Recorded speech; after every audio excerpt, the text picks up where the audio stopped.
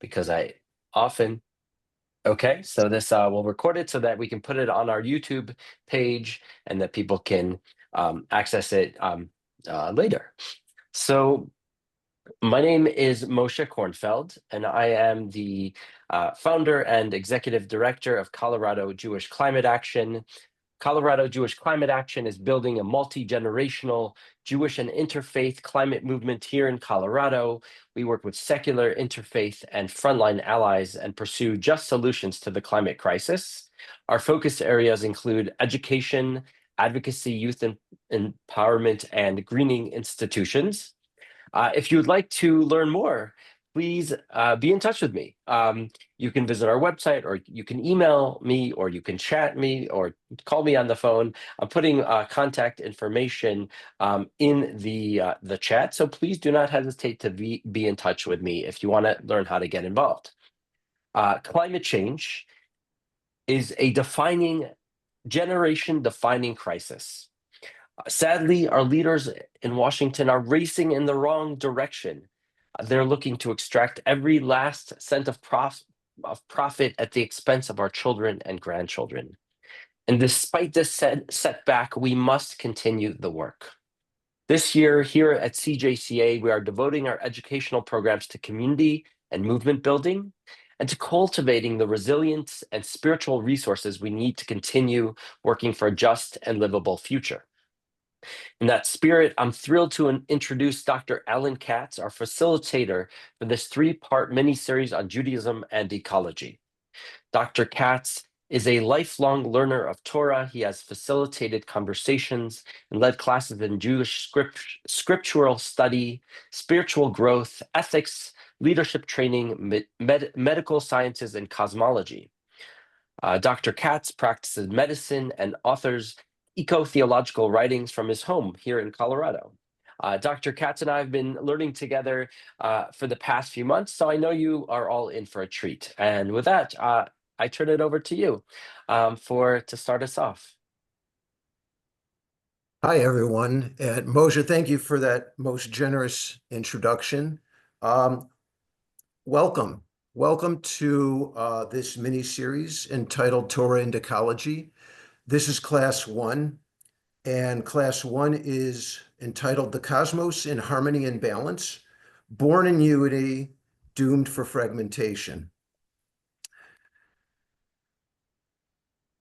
And so, while as sort of an introductory exercise, and to give myself time to offer a few caveats, I'd love for you to type into the chat one thing that you are seeking from this mini-series. And it's not a required assignment, but while you are doing that, I will also offer a little introductory information. So we are all together in this, as Moshe was alluding to, and that includes in this study of Torah.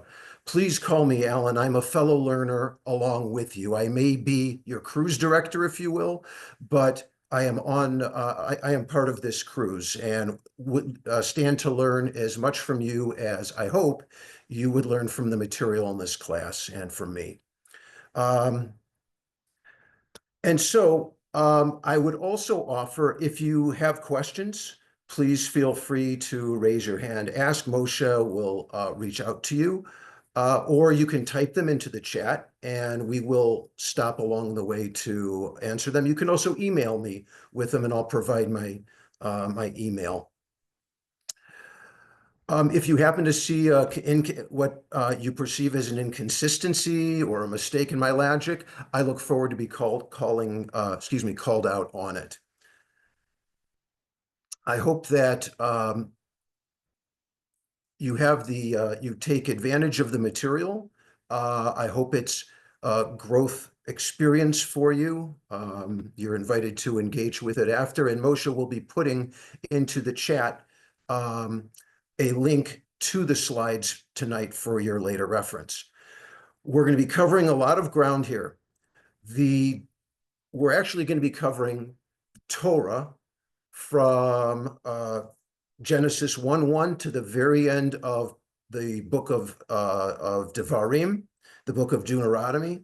It's a lot to cover. It sounds impossible, but we're going to give it our best shot. There are going to be lots of lessons, lots of depth to draw, and so we'll proceed with that shortly. A few terms and translations I'm going to spend a brief amount of time covering. So, full disclosure, I am an agnostic in general, and yet when it comes to studying Torah, I suspend my disbelief voluntarily, what sense of disbelief I might have in any given moment. God is one of the God appears in Torah, and in order to engage with Torah, I suspend my disbelief in order to engage with the ideas, the eco-theological ideas in this case. And as much as I am able to do that, I would encourage you to do the same if you do happen to experience any resistance. If it helps, I might invite you to apply a different title to God, who traditionally has many names: Hashem, Elohim, Yud Ke Vav Ke. If the Great Spirit speaks to you in terms of a name, or the Creator, I invite you to use that. In terms of my use of the term Torah, I will be referring to the 5 books of Moses, also called the Pentateuch. That is the scope of text that I will be addressing in our talks. I want to address some English terms. Ecology, we will define as the science of relationships among living organisms and their environment. Relationships being a very important part of Torah as well.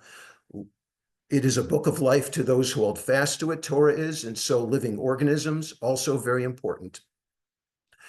The term eco-spirituality, I will just very briefly and simply mention, is a field of study at the intersection between ecology and sacred matters. I may drop in the term eco-theology as well. You might hear that, being the intersection of ecology and theology. I am not a theologian, so I try not to apply that term to myself, but it may come in other contexts. The more than human world, very simply, is anything in our experiences or in the universe beyond humanity. It is a term that has come up in the ecological discussions, and so I mention it here. A word about Hebrew. This mini-series will draw lots of connections in text between the words of text and underlying meaning.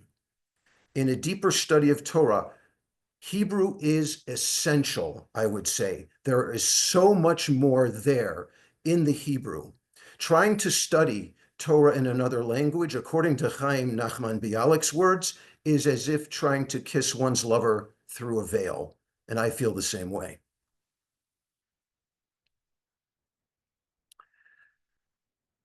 So, I'm going to give you the summary in about 2 minutes, a 2-minute summary of what our plot is going to look like going through Torah. We are going to be engaging, you and I, in a bold, renewed telling of the story of Torah. I believe, in a way, that this is exactly the telling that we in our world need today, and I hope that you'll come to see that by the end of our course. From our ecological view of Torah, here's what we're going to do. We're going to return to an understanding that as humans, we are half animal, being physiologically wired instinctually for self-preservation, and half divine, with a spark of the divine in each and every one of us. A similar understanding can be found in Kohelet Rabbah, where it says that humans are half good and half evil. In our study, we will see how Torah explicitly says that the whole of creation is of the highest value. This is a very important statement. Stemming from these two understandings that I just mentioned, we can maybe even see sitting here today how the neshama, the divine spark within each of us, might shine most brightly when we serve the greatest good, and that is the whole of creation. But when activated, when we feel threatened, when we're afraid, our animal selves assert themselves, our blood pressure goes up, our sympathetic nervous systems are triggered, heart rate goes up, respiration goes up, and service to the greater good in that animal mode of thinking that occurs sometimes with us to everybody is subjugated. The greater good is subjugated to a lesser all. Through most of the text in Torah, and maybe some of you can even imagine this, and we will see a repeated pattern of this animal soul manifesting itself in disservice to the whole of creation, and the corresponding need for correction to maintain some type of balance in the universe.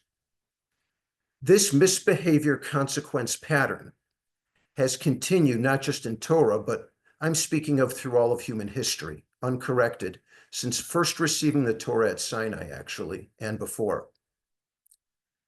Torah is intended in this way when given at Sinai as an eco-spiritual counterweight for the animal sides of humans. This new telling that we are about to engage in from beginning to end will meet us where we are today at the doorstep of climate catastrophe. Standing on that verge, maybe we'll ask ourselves, are we destined to repeat this pattern? Or can we somehow find a way that we've been missing through thousands of years, maybe right here within the Torah text? Perhaps some wisdom in front of our eyes all along, but it was just too painful for us to see.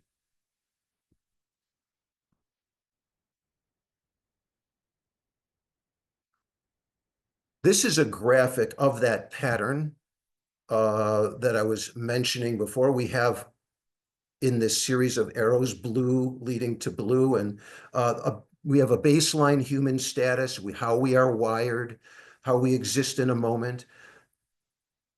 There's a manifestation of behavior. We behave in some way, maybe it was off the mark. There is, by metaphysical nature, an imbalance and disharmony, sometimes minuscule, sometimes it is like a butterfly waving its wings that causes a hurricane in another continent.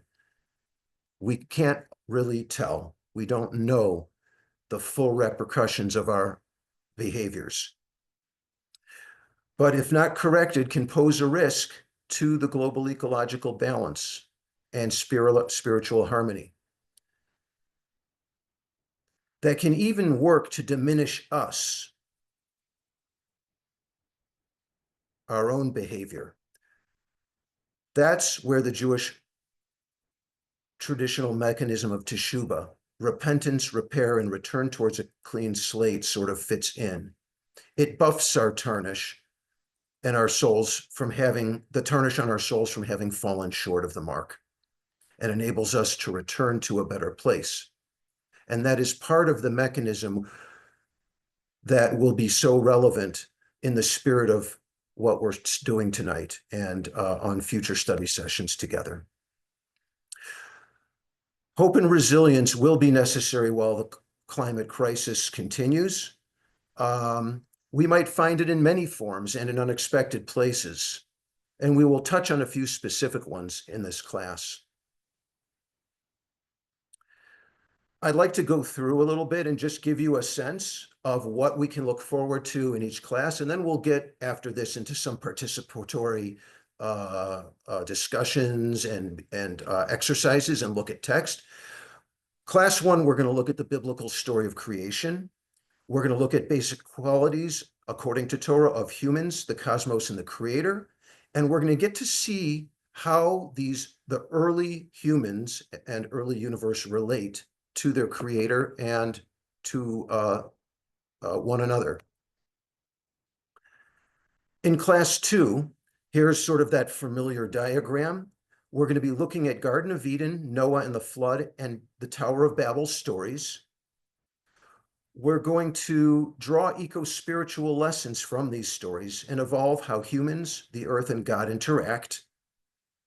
The human instinct for survival and control is going to be one of the main influencers of what happens in the entire world amongst humans and in the more than human world. And we're going to see some consequences of those human attempts to control.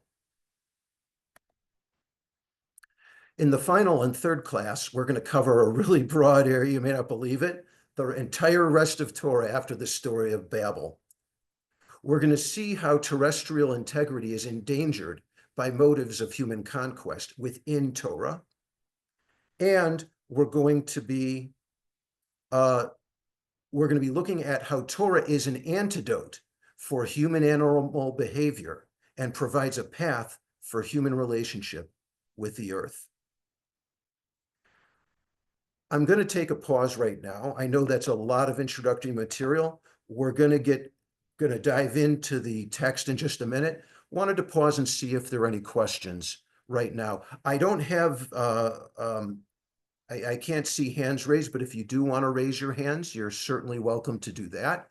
Or if you want to type into text, you can also. I'll give you a minute.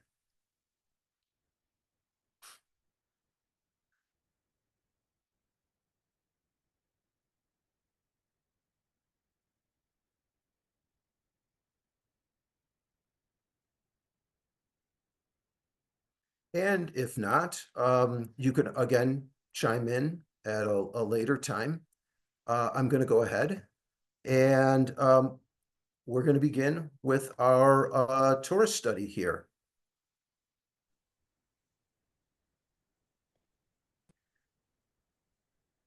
A brief summary of the main ideas in class 1.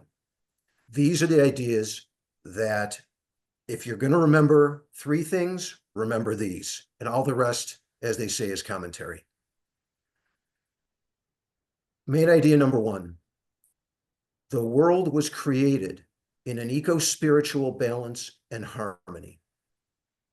You can think of this as almost paralleling the hunter-gatherer time in history, where everything on earth, life and death, eating, yes, even pain, happened as a natural part of a unified whole. In Torah, this is especially true, and in anthropologically and historically, I would challenge you to apply that sense of unity as well. The existence of unity, theologically speaking, included the creator, and in Hebrew is called shlemut, unity from the word shalom. Main idea number 2, creation as a whole was the top priority according to Torah, and that is supported by sages. It's a big statement. Keep that in mind. It's going to come back repeatedly, and as you can already imagine, I think the ramifications are large if we are to accept this. Main idea number 3, which we've already discussed briefly, that human nature, according to Torah, human nature, we are half animal and half divine. Alan, can you, for the second bullet point, can you Yes. unpack a little bit what that's arguing against? Like, well, what are some, why is that such a bold statement? Sure. Thank you. So it's arguing against the prioritization of anything else as the most basic fundamental idea, not only ethically, but also theologically. And what it kind of, and in terms of the broad things that it argues against, it creates I call it colocentric, if you will. It's a pun on this ecological holocentric idea that we want to incorporate really everything on earth into our thinking, and God as well, if into our theological thinking. Contrast that with egocentrism or anthropocentrism, which do not place at the center of our decision-making ideas the whole of creation. Does that answer your question, Moshe? Yeah, thank you. Excellent. Can I ask a follow-up to that, please? Yeah. Can I assume that people at that time, hunter-gatherers, lived in that reality? It wasn't like an idea that we now have to try and understand, but they actually lived it and felt it and believed it and just knew it. Beautiful, beautiful. That's a great comment. It feels like a comment, but I think it's also, yeah, it poses a question, great question. The evolution of ideas, because there was no printing press, because there were only tribes or families, took a long, long time to evolve. You know, we're talking about a span of about 75,000 roughly years before, actually, longer, I'm sorry, a couple of million years where people were on the earth. Um, During that time, ideas took a long time to evolve and to be transmitted. But yes, at some point, there are anthropologic signs that that was actually, that some of what you're talking about was the case, that people did feel a part of a whole, beyond themselves, beyond people.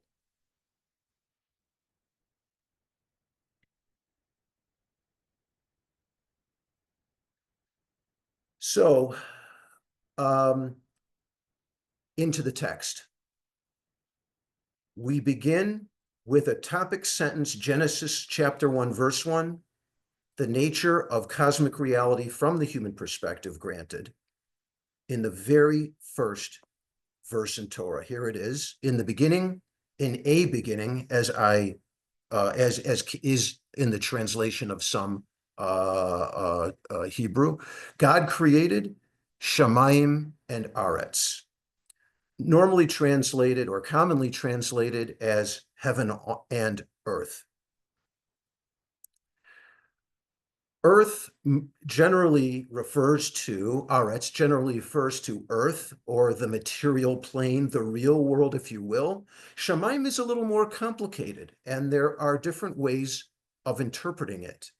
The traditional concept, for example, is, as I used the term heaven, that's the common translation found in the English typically. There can be a geological or a planetary correlate referring to the sky, as in the clouds, as in God is up among the clouds, perhaps imagine there, back in the traditional sense of theology, in a traditional theology. The academic discipline of theology, in fact, is a study of Shamayim, if you will, of religion, which, at least for some religions, is placed in heaven. In the human experience, actually, Shamayim refers to an imaginative space or realm some of the time.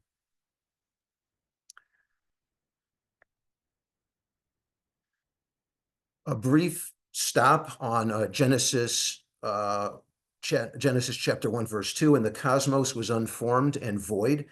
We have a sense, and this has always been fascinating to me as a student and teacher, and sometimes teacher in cosmology, that the actual scientific understanding of the beginning of creation, to a surprising extent, follows Torah, a Kabbalistic interpretation of Torah. So we have a cosmos in an unformed sense, and at one point in time, cosmologically, scientifically, we had these precursor little particles that were even existed before the atoms did.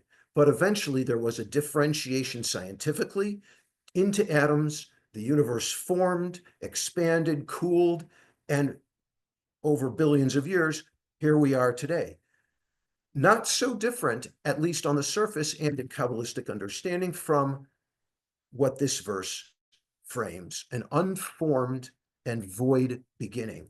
The word for void, vohu, I would point out, Michael Fishbane in his book Sacred Attunement draws us to the attention that vohu not only means void, it also means vohu as in he is in it. This is a mystical reminder I like to remember of the divine sparks in all of creation, and that all things are worthy of respect.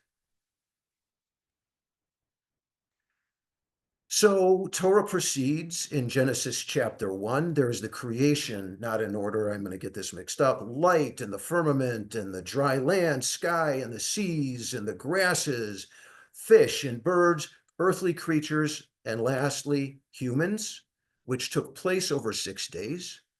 And now I'm going to draw your attention to something interesting. In a sentence immediately following the completion of those things, the next thing that's created is what? A vegan diet for all creation? What? It's really interesting. Here's the verse. To all creatures I give, all, the word kol is in there, all the green plants for food, la'achla is the Hebrew for to eat. This first of all, refers to the first food system, ecological import there. And number two, I'm also going to draw your attention, at least preliminarily, to the fact that we have a repetition here of, so we have the word kol, which, as I said, is all, and I will show you that this is going to refer to all of creation in a few subsequent verses. But within the word la'achla, we also have the word kol. Very interesting parallel there. We're gonna take that somewhere here. And so I'm gonna have you, if you're willing, text into chat why you think Torah would concern itself with veganism for all creatures. Go ahead and text in a little bit. We'll get some answers there, and we'll give you about a minute to noodle on that.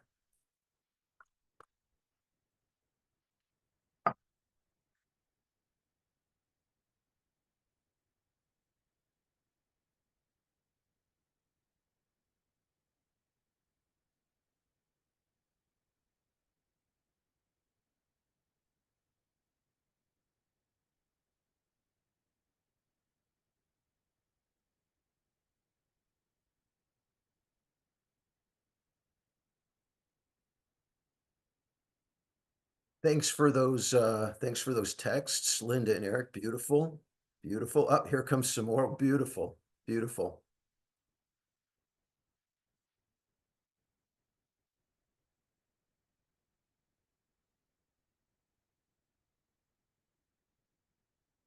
Good stuff. Good stuff. Yes, thank you. And by the way, thank you also. I noticed there were a few questions in my brief review. I will do my best to answer them. Certainly, if not now, I will answer questions either later on in class when we can stop for a moment, or perhaps it may need to go to email. But thank you for those questions. I really value them. And yeah, so great job. Oh, sorry. Okay. Yes, thank you. We're good. Before we get to some more answers, I'm gonna pose this slide here, which is the verse in Genesis immediately following veganism. That God saw all kol she had made, and it was very good. She is drawing attention to the very good. And by the way, just a brief, I was meant to mention this earlier. You may notice I interplay she versus he. It's my attempt to draw out masculine versus feminine attributes of the creator. It's sort of a Kabbalistic understanding or way of looking at Hashem, God. So you may notice that with me, and I ask for your license to do so, and apologize if it is offensive to anyone. It is not my intent to offend, only to honor. So all the creations, with regards to Genesis 1:31, here this verse, all the creations were called good. as the individual creature, as individual creations, the light was good and God said it was good, et cetera, indicating positive intrinsic value. Here we have the only time up until now where very good was mentioned. And I will draw your attention to the fact that I want us to think about this and consider it from the following standpoint. According to Kabbalistic understanding, as Torah unfolds verse by verse, so too does the universe. So here we are seeing an unfolding of the universe. We see good, good, good, the creations, and then very good. Keep that in mind for a moment. And so now another participation section. And this refers back to our veganism slide as well. I'm sorry if that wasn't clear, but in any case, my question to you, what wisdom can be drawn from considering the whole of creation as we eat, or as we, better yet, consume? Go ahead and type into text. I'll give a minute for that.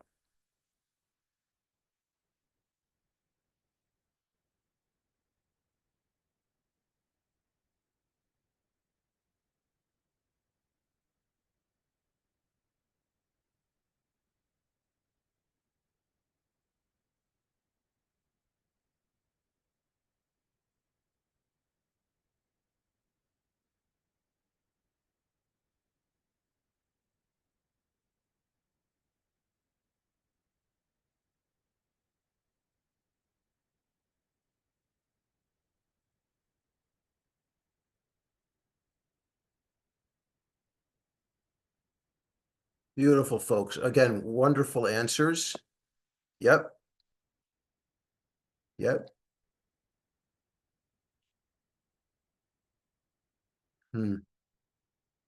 Aspect of exploitation. Connection between what we are and what we consume. Yeah. Yeah. Good stuff. Good stuff. And so going back to applying your ideas here, and I think you're all, two more, I guess, that I will have put on the slide to go along with yours. There's no predation in a vegan diet. Now, granted, it is an ideal, and listen, lions eating a vegan diet, kind of hard to wrap our heads around, I got to admit. That aside, though, the message, the lesson is very powerful.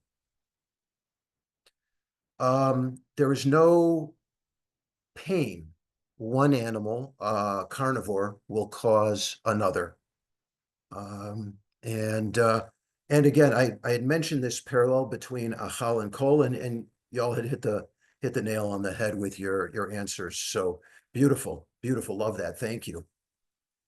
Moving on in Torah text, we have the following.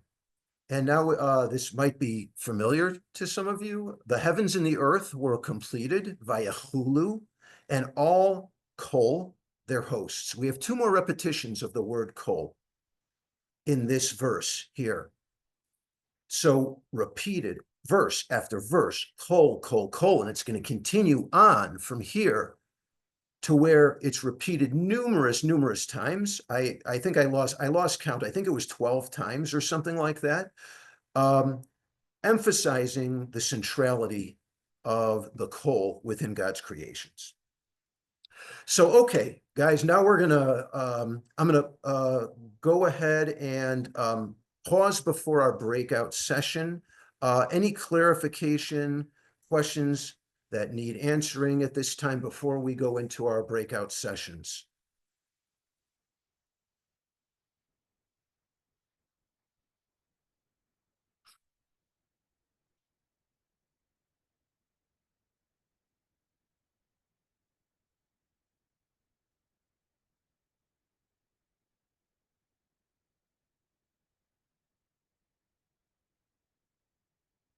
So great question from Rachel. Any insights into the Kabbalistic meaning of the letters Kol?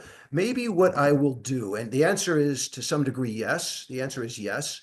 Um, Kol has been the subject of poetic liturgy in some cases. There's an example in the Shabbos service where there's a repetition of Kol, and it is within a Kabbalistic, if you will, creation framework, and I can get you, I will do my best to get that information to you. Here's a little thing that I don't know if it's Kabbalistic, but if you start with the letters Aleph and Taf in the Hebrew language, and you count inward, the center two letters, yes, you guessed it, Kuf and Lamed. So again, Kol being very central, a very central part of our, mystically speaking and Hebraically and all this, our world. So we're going to get ready for our breakout session, guys. If what's going to happen is Moshe is going to handle the sort of the admin of this. We're going to spend 3 minutes in a breakout session over this slide. I'm going to copy and paste in a minute this slide so you have the questions to reference to. On the top of this slide, you have the 2 verses that are relevant. And God saw all that she had made, and behold, it was very good, is the first verse. The second verse is the heaven and the earth were completed, and all their beings. The questions that I'm going to have you ponder over 3 minutes from this is number 1, why aren't humans named among the good? And number 2, regarding the heaven and the earth were completed, Genesis 2:1, can you think of one ecological term to encompass heaven, earth, and all their beings? I'm going to go ahead and get busy pasting. Moshe, can you go ahead and, oops, I may not be able to copy. Moshe, can you I'm go gonna, ahead? okay, and it's 3 to 4 participants per room, the Sure. okay, so I'm gonna, all right, open, all rooms are open.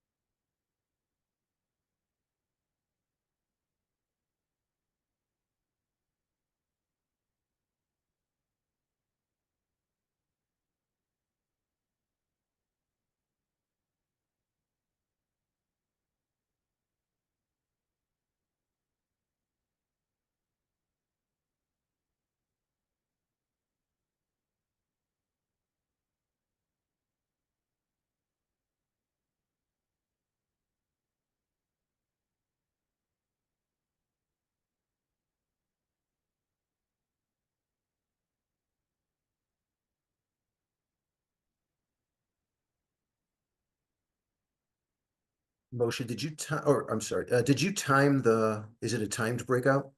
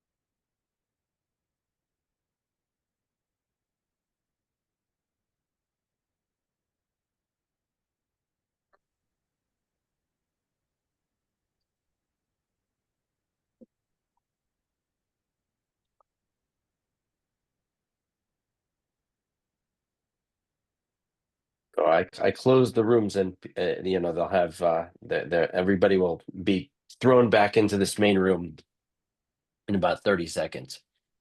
Great. Thank you.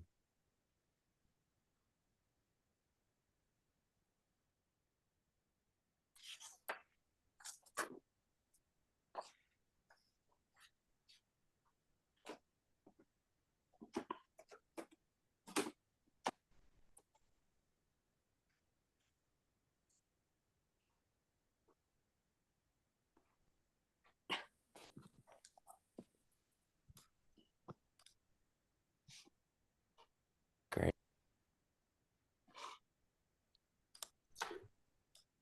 So we are making our way back, I think, to the main classroom. So hopefully that was fruitful. Um, and so I will go ahead and we're going to continue on with our main session here. One of the things that I did want to point out is that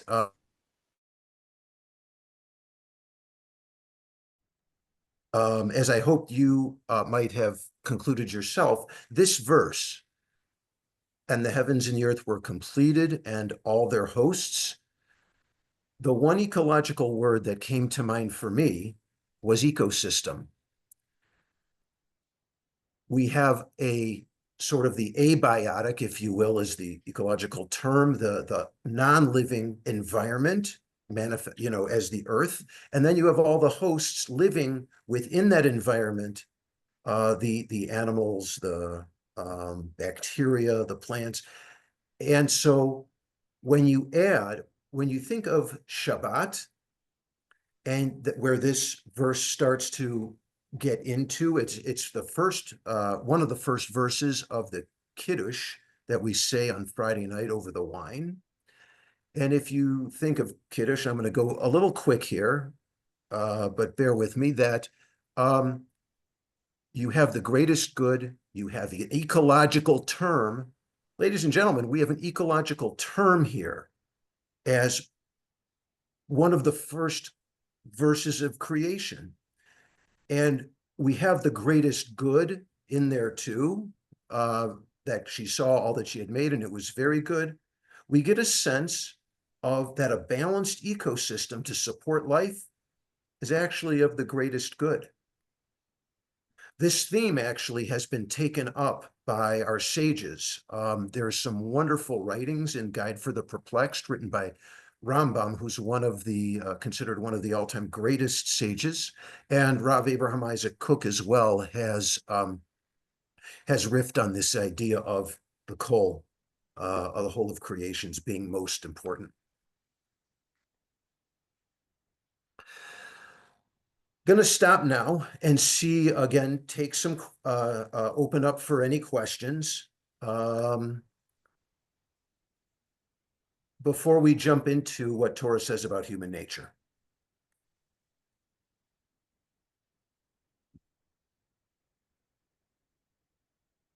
So I'll ask a I'll ask a somewhat provocative question, which is, how we assume that, human life is more, we behave as humans as if human life is more important.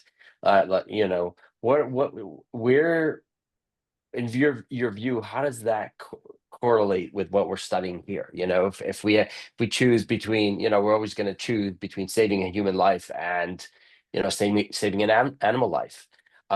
Is that like, how do you think about that? So this takes that your question, Moshe, is a great one. Thank you.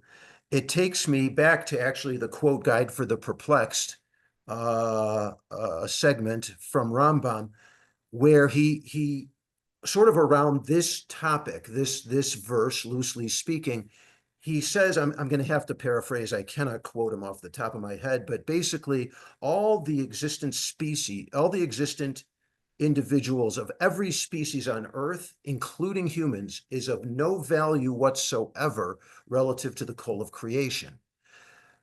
There is, in our own little microcosm, it's so humble in our own little lives. It's so humble, and we have such a narrow view of the universe. What can we do to repair it? It's such a small amount. Well, sometimes the most we can do is to save a human life, is to choose to save a human life, hoping that the good within that person is going to shine through, that there's going to be more good that comes saving a human being if given the choice between the human and a squirrel. That's the hope. It's the benefit of the doubt. That's part of it.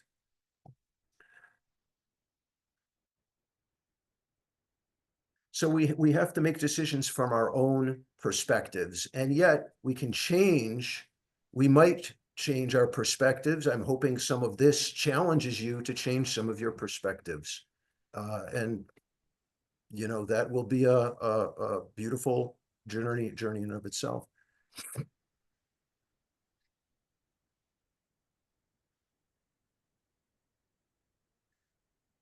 So let's move on to the topic of human nature. Torah has a little bit to say about that. We're going to start with a look at the human soul. These are, first, what is a soul? I'm going to offer a definition. It is the spiritual or immaterial essence, of a human or an animal. It can also be thought of, perhaps in more ancient traditional Greek terms, as the animating principle of a human or animal, that which causes it to move, different from a table or even grass blowing in the wind. All of these listed here, the nefesh, neshama, ruach, chaya, and yechida, are all aspects of the human soul as understood from Jewish tradition. We're going to focus on two, the nefesh and neshama. So we're going to start with nefesh. Here are the verses from Torah regarding nefesh. God said, let the earth bring forth every kind of living creature, nefesh chaya. Interesting that nefesh refers not to humans, but to animals. The nefesh is understood to be one and the same, whether we're talking about humans or animals. The other, or not exactly, I'm sorry, in terms of its essence, in terms of the basic general soul, the animal soul, as nefesh is, it is essentially the same in animals as humans. And the other verse, though, is God formed the human from the dust of the ground. The human being became a living being, nefesh chaya. So there it's referring to humans directly. Another text in the chat, participation opportunity. What do you imagine? Alan, do you mind? Oh, yes, going please. back? Every living creature, is a creature also a plant or a bacteria, or is a creature only an animal, or is a creature everything that's living except for humans? That's a great question. So, as far as a nefesh is concerned, and we've talked about the fact that there is a divine spark within every creation, but within nefesh, nefesh being, and I'll define it too in just a minute, and so then maybe it'll become more clear. But nefesh is strictly around an independently moving animal or creature, a fish, in the sea as well, but not grass and not rock, for example.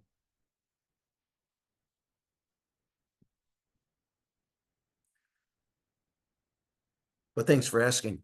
So I'm going to take a minute. Let's do some texting into chat around what do you imagine the animal souls of humans and the animal souls of other creatures have in common? Let's take a minute, gather some ideas.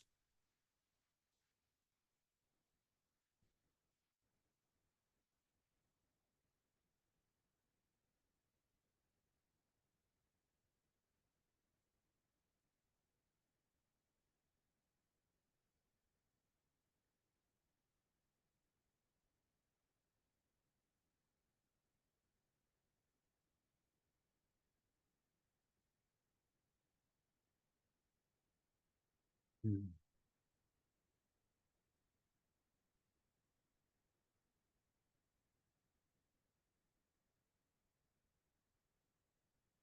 Hmm.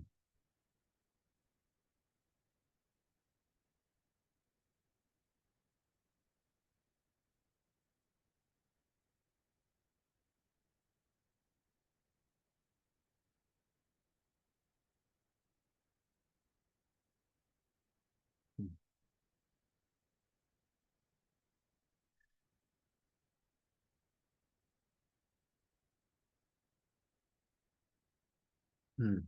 Hmm. Connecting ability. Nice. Good answers, y'all. Yeah. Yeah, some good answers. And there's a lot of that. There's joie de vivre. Nice, Lauren. Um, so here's a few more. And so as I said, the nefesh refers to the animal soul within a creature, and it's common amongst all animals, including humans. The Greek animal spirit idea, the moving, an independently moving spirit within a creature. Here's some others, though. We saw in Torah text, the earth brought forth. So the nefesh, one might imagine, and maybe this is a stretch at first thought, is created from is an element very close to, and maybe even arising from the earth, built within the functioning animal anatomy. So we have molecules in the earth, vatotse haaretz, the earth brought forth. There were molecules within the earth that came out and formed this creature. Of course, over time, I'm thinking in terms of, if we think of it scientifically, there's an element of time and maturation here. The anatomy of that animal formed and continues to form even while separate, living separately, sort of, we might see it as separate from the earth, but we don't have to see it as separate. Encoded, and now here's another stretch for us, I think. Included within this animal anatomy now that is existing, we have, think of a dog in front of us or a cat. We have, and within us too, basic animal instincts and drives. These are encoded into our brains, into our peripheral nervous systems, into our guts. And so the animal instincts, I personally, and here's my definition, an application of my definition, vatotse haaretz et hanefesh chaya, the nefesh came out, the animal soul came out of the earth, and these instincts are closely connected with the earth. The pursuit of food through hunger, water through thirst, need for air, procreation, sexual reproduction, temperature, enjoying a moderate temperature or needing moderate temperature, pain avoidance. There's another instinct, and sleep. And by the way, when I say pain avoidance for humans, in particular, avoidance of pain is emotional as well as the physical. So that's my addition, or my invitation on how we can think about nefesh, that it's very instinctual. I'm going to contrast that with the neshama. And the verse in neshama, where neshama comes in, is Genesis 2:7. Blowing into their nostrils, God gave the breath of life, nishmat chayim, neshama being a form of neshama, of nishmat there. And what the neshama is, I define in Kabbalistically. I think this is pretty close. It's the God soul. It is somewhat removed from the earth, more removed than nefesh. It is always seeking, the neshama always seeks fulfillment of the divine purpose. By the way, what is the divine purpose?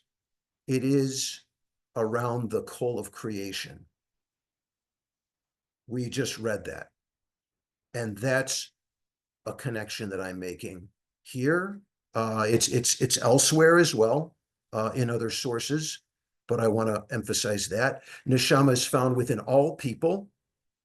I'm not going to go on record to say whether or not neshamas are found in other creatures. That might be a topic for another conversation. I would love to engage in that.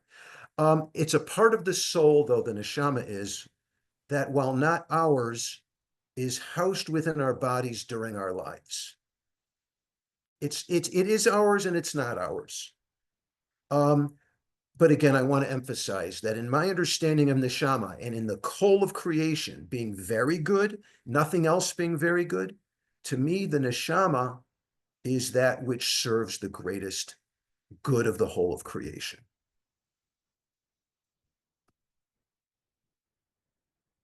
Can I just comment? Going back to the nefesh, what's lacking for me, and this is not just my own ideas, it's from starting to read The Evolved Nest by Darcia Narvez, that the nefesh is also about that deep love and connection, especially for the young, and being in community, whether it's a plant or an animal, that maintains its survival. And that's why now they talk about trees, interacting with trees, and if one tree is damaged, it lets others know so they can protect themselves. This whole reason for being connected and raising the young in that same way is what we've lost, that we never say is in animals. And that's, Bev, that's beautiful. I'm so glad you said that. It was said in the text, and I'm sorry, it may have been you who said that. And for sure, we have an instinct to love. We have an instinct to connect. That is part of our nefesh, no doubt. It wasn't listed on my list, by the way, but it was said. And I want to, and thank you for reiterating that. Absolutely. And yes, connection is part of what it is to be human. I don't know that that's part of all animal souls, but we are, we're talking about different animal souls and different creatures then. So thank you. Thank you. Many thanks. And if you don't mind, I'm going to add neshama. I remember as a child, adults saying to me, "You're a gutta neshama." So I don't know what neshama is, but I know it must be something beautiful because it made me feel so good. Lovely share.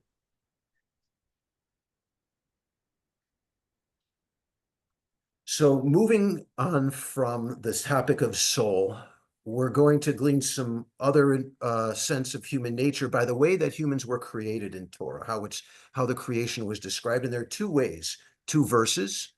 The first, and the subject of a lot of commentary And soon it'll be your commentary. We're going to add some of your commentary here in a second. And God said, let us make humankind in our image, B'Tselem Elohim Baraotam, that humans were created in God's image. And so I want to jump right back into breakout sessions. Let's spend 3 minutes in the small groups if we can. Moshe will get that set up for us. When we get back, we'll have a little discussion. We'll have about 5 minutes of discussion once we get back in on what the groups decided. So we'll go ahead and divide out. But in what ways, again, are humans created in God's image is the question.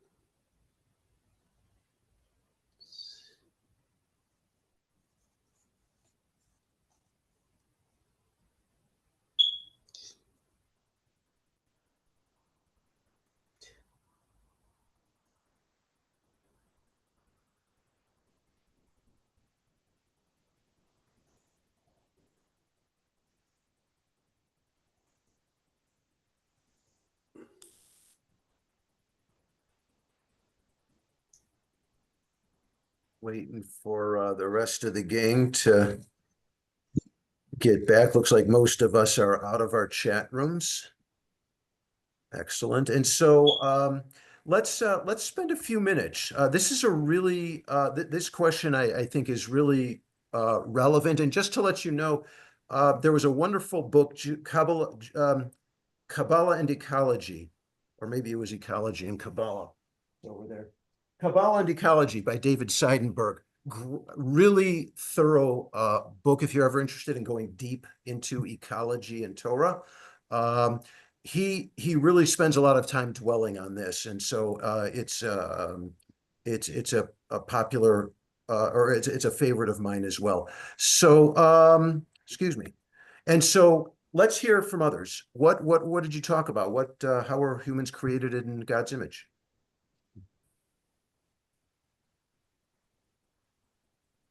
I'll start. One place that I did not anticipate was this idea that, later in the story of Cain and Abel, God sort of doesn't really understand humans very well. He created humankind, but then, they do unexpected things. And like we also live in a world where we don't know how things are going to unfold. So there's like an indeterminacy about how, um, you know, that we put things into motion and we try to create, and then we don't know what's going to happen. So I thought that was I did not expect the conversation to go there, but I thought that was interesting. Hmm. Hmm. Thanks, Moshe. Others who would want to share? Jeff, you unmuted. Yeah. So I was just going to say, I got tripped up out of the gate on this one, and you can tell me because I don't know Hebrew, but the hour, the plural in our image, Hmm. that, is there this like host of angels, or what is our image as opposed to maybe Hashem's image? So I avoid the main question by just floundering with that issue. A relevant one. Yeah. One person in our group pointed out, I don't know if they want to speak to it, but they pointed out that spark from the divine that's in each of us is a part of it. They might want to speak to it more.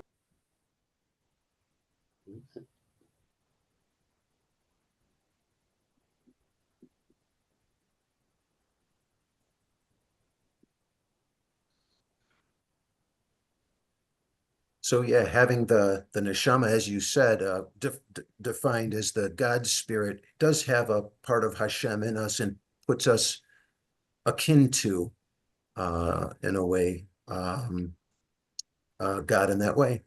So makes sense. That's a Kabbalistic concept. Mhm. That is not a Torah concept. You were on mute. Yeah, and we do Oh, we do draw a little bit on Kabbalah here, don't we? As the Torah unfolds, so might Kabbalah be seen to unfold with it. Perhaps as the molecules of the universe unfold, so does the physics behind them. The ideas behind them on a deeper level unfold in the cosmological understanding of the universe, such is the case. Things evolve on multiple levels. I have a So, question. okay. I Oh, wanted yes, to please. speak to that from personal experience, is this sense of, I don't feel it right now, but when you're in presence with others, even online, there's a sense of being with the other person, not their physical self, but their true self, and sensing their being. Hmm. And being able to be together in that deep way, which I would say in the hunter-gatherer, the parents and the baby and the whole community had that feeling. And it was just probably typical. For me, I'm just learning, I'm practicing doing that. And that to me is that part that connects us all, regardless of where we are. It's quantum. Mhm. Thank you. Yeah. I have a question. Ed. So I'm putting together three things: this idea of God's soul in our image and the spark of the divine inside of us. So is it that, and you said something like that our soul is not truly ours. A part of it isn't truly ours. Is our soul seeking to fulfill the God spark? And it's like, so it's on this journey to fulfill that and see how it can help us live, or is it driving us? Or it could be maybe even a combination. Because if it's not part of it, if it's not really us, do you understand where I'm going with this or not? Into a very deep and beautiful space. Thank you for the question. And listen, it's that becomes a matter of, I think there's a lot of different perspectives and opinions. What I want to say, and some of this comes from the ecological perspective, an ecological perspective. For myself, I'm nothing. I try to see myself as being no measure whatsoever, except for my service to Hashem, my service to the whole of creation. And I believe that may be, to my understanding, that's an issue, but that's just my um, opinion. And again, topic for a much longer discussion. And thank you for bringing it up to stimulate our thought on that. If I may, go ahead. There's so much more here, like I said, that I would love to touch on. Um, I do want to proceed and go to the other form of creation, which occurred in Genesis 2:7. And it's here, Adam, dust a form of ground. Adam min ha'adamah. So we were formed, humans were formed, dust from the ground. Now, the name Adam, you can see on the slide here even, is within So, Adamah. so you need to reshare your slides because we can't see them.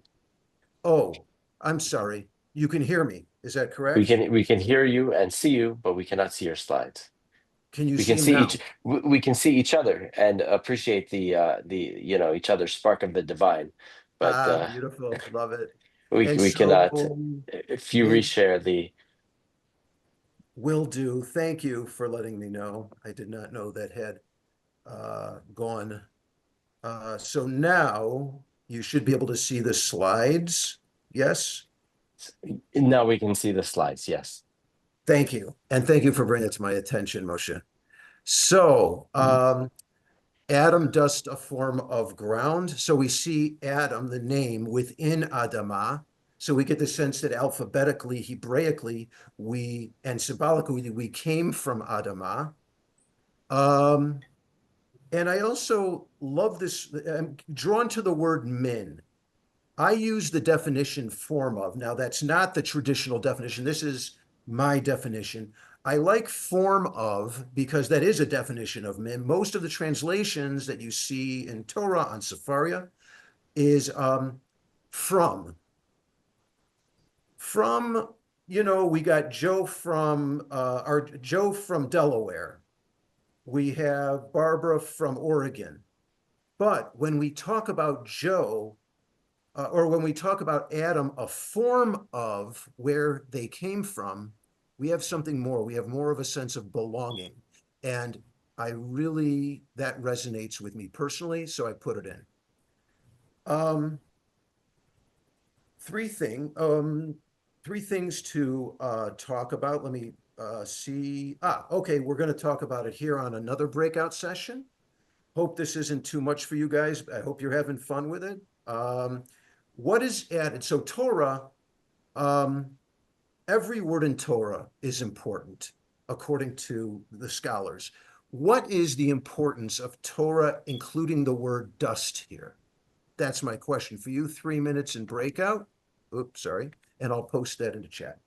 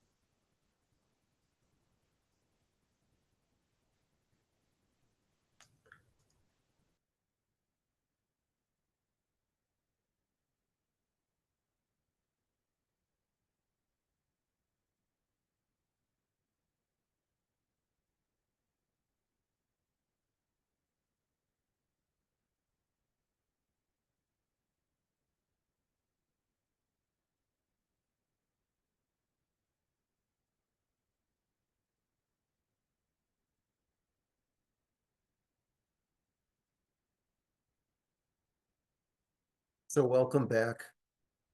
I think folks might be trickling back in. And I hope that was a fruitful conversation. I'm going to go ahead and offer a perspective on afar min hadama, the dust of the earth. Afar, it's very humble. Regarding humility and its opposite, arrogance, there's a quote from Talmud Sota that I'm going to read here for us. Concerning any person who has arrogance within them, the Holy One, blessed be he, said, they and I cannot dwell together. None should have any arrogance or any part of arrogance, not even 1/8 of 1/8. And so this sense of afar really does something, is very humbling. It is also, now bear with me a second. I'm going to offer a little bit of imagery here just for about 60 seconds. So dust is a part of the Adamah that is sort of the surface, and it's blown here and there at the whim of the wind, which is ruach in Hebrew. And if so it's a little bit, I don't know. I don't know if you're feeling a little resistance to this idea of like, what? I have no direction. What is this? I go where the wind takes me. And so there's an aspect of humanity, and I think our animal souls, if you will, responding to these needs in the moment sometimes, and I'm speaking a little bit here from personal experience as well, that leaves me feeling fallible and off the mark some of the time. And I wonder if this is part of what afar might refer to. Humility, yeah.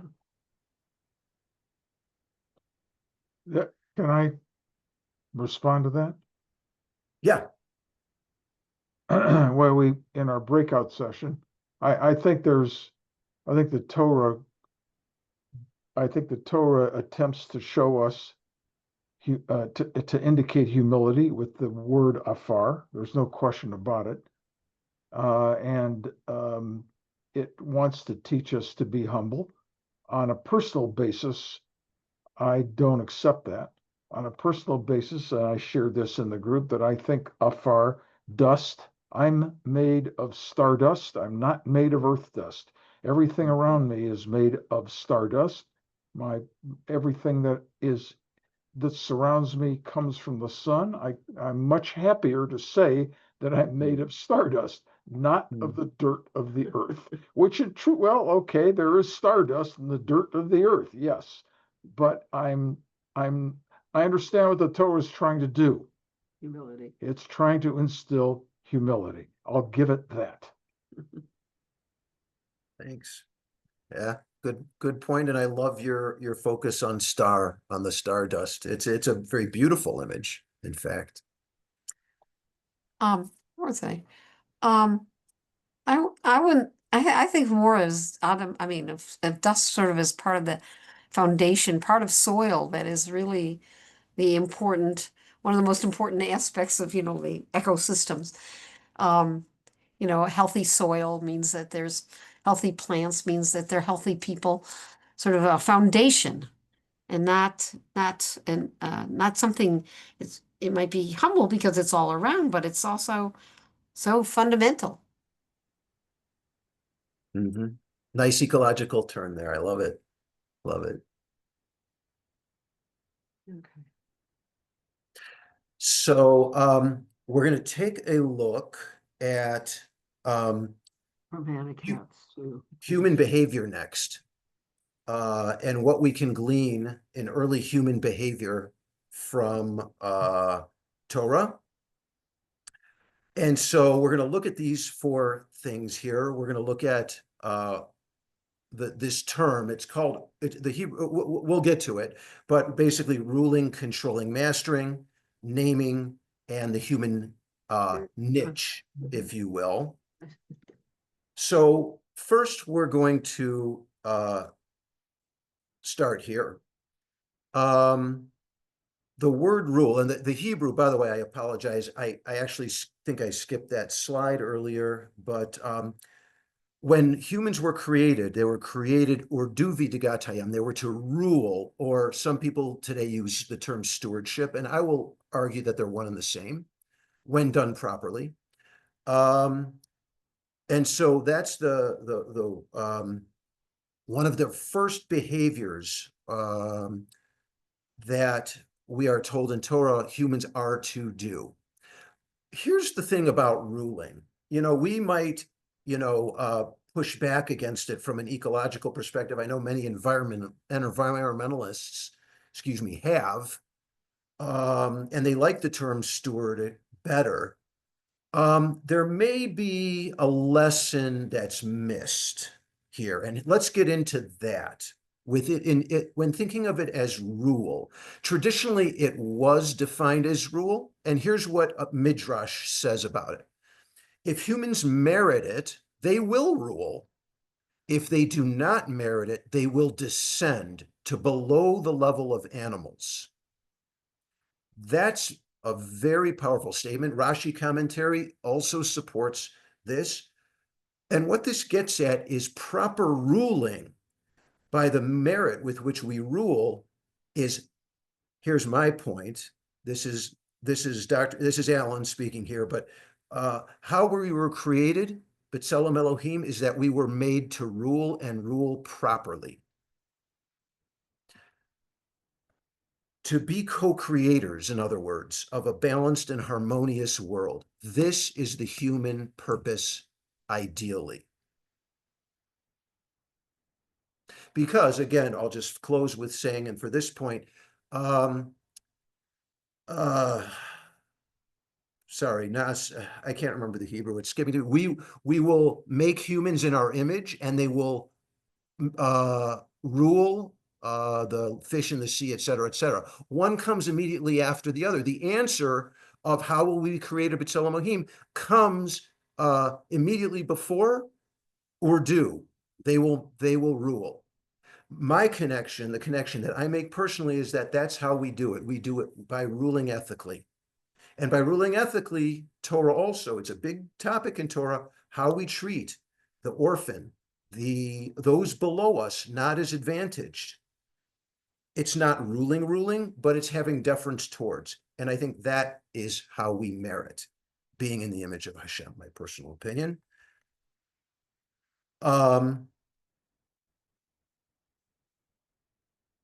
The other way, the other behavior, very close to that verse of with ruling, is God blessed humans and said to them, fill the earth and control it.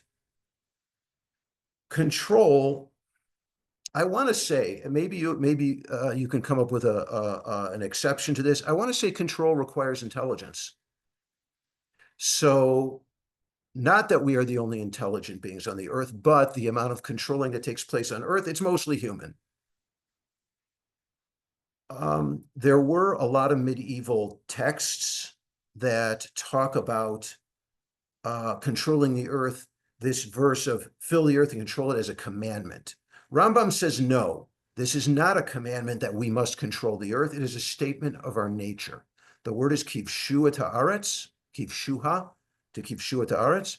And Rambam says, no, this is just the nature of who we are. We seek to control.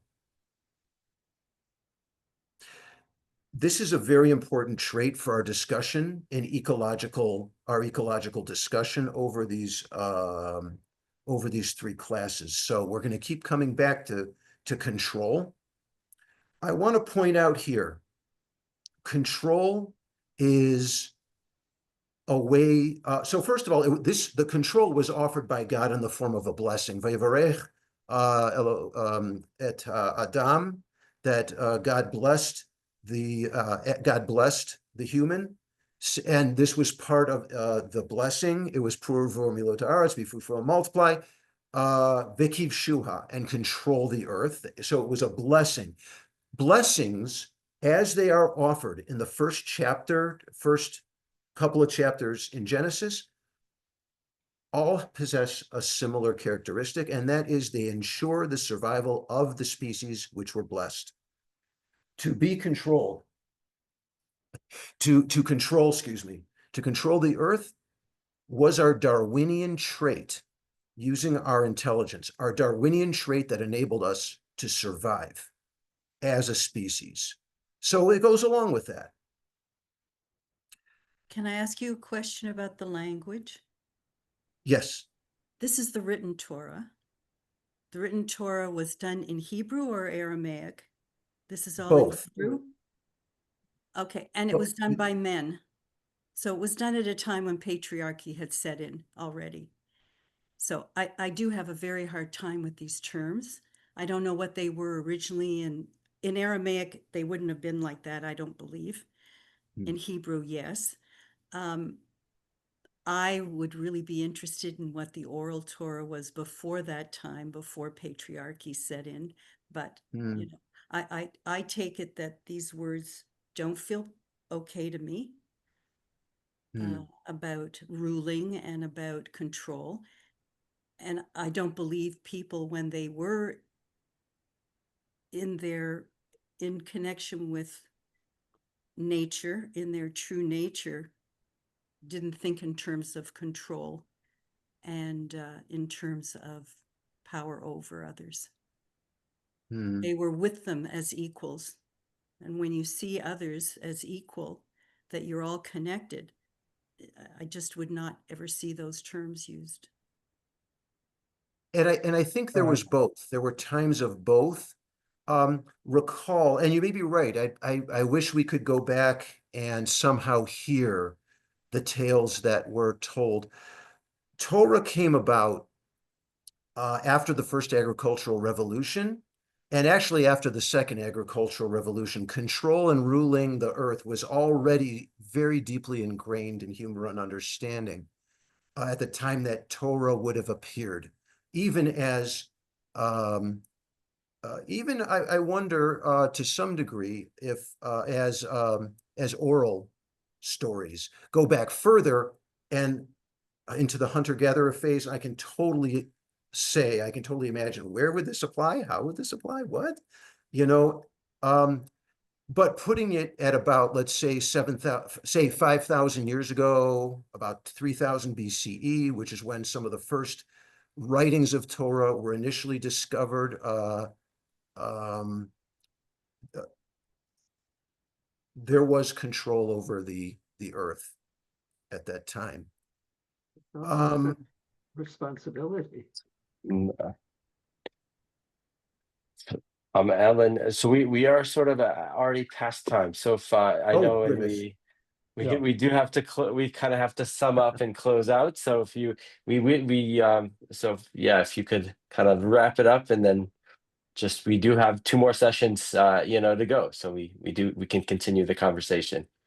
Thank you. And I apologize. I did not have my eye on the time. Thank you for your patience all. And I'm going to add one other thing here to point out that we were also humans in Bible were also created with a niche, with a purpose, with a job. After all of our essential needs, food, water, air, procreation, all that was covered in Bible, we were also given a purpose. And that purpose was to avda ulishomra is the Hebrew. Avda is I would define it as serving in reference to the Garden of Eden, and to shomra, to keep it. And that is actually, what is the job? It's a niche. This is actually an ecological niche.